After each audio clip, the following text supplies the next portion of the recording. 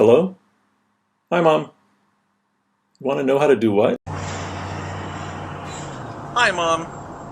Growing up, you always taught me good manners, like putting my napkin in my lap, not chewing with my mouth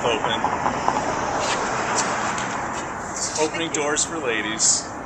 Well, now it's time for me to return the favor. I'm going to show you some email forwarding etiquette. Don't you hate it when you get an email forwarded to you and it contains hundreds of people's addresses strewn across the top?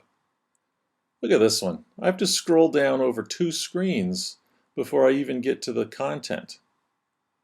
If I were to forward this on as the people before me did, then these people's addresses will get sent to even more strangers.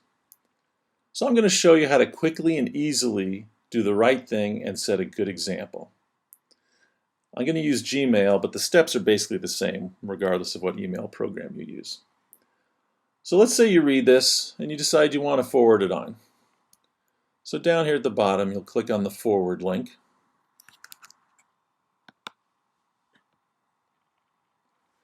And let's get back to putting a to later, because the most important thing is going to be cleaning up this mess on top.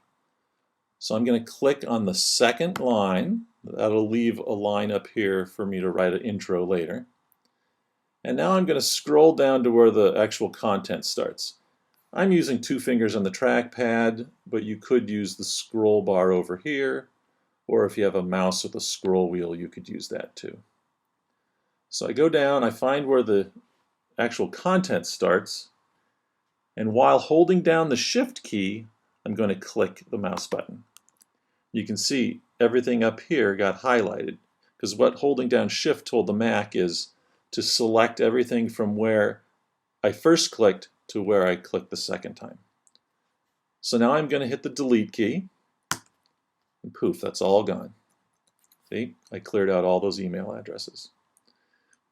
Now often you'll see that the remainder of the message is still indented, either with some spaces or with these vertical bars.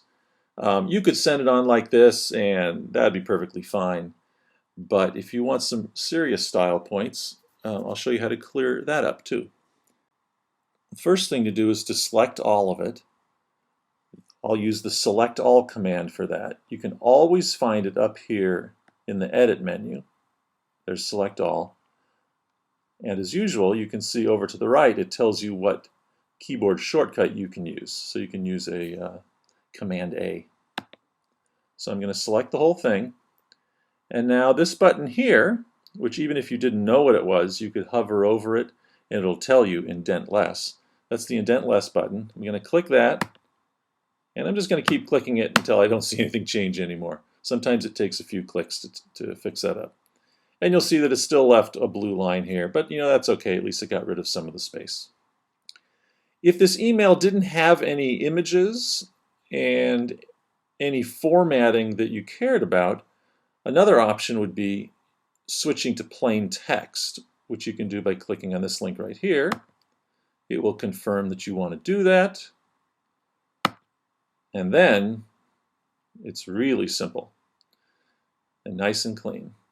You can add a message up here.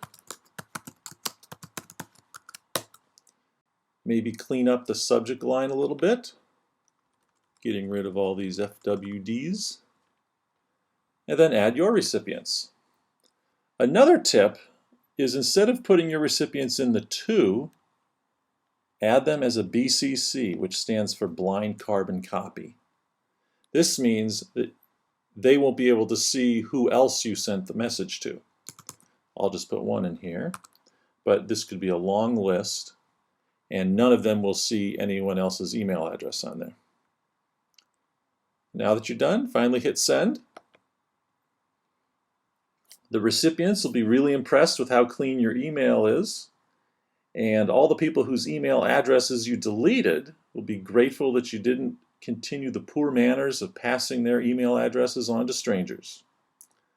So thanks for teaching me good manners as a kid, Mom. I'm happy I could return the favor a little bit now.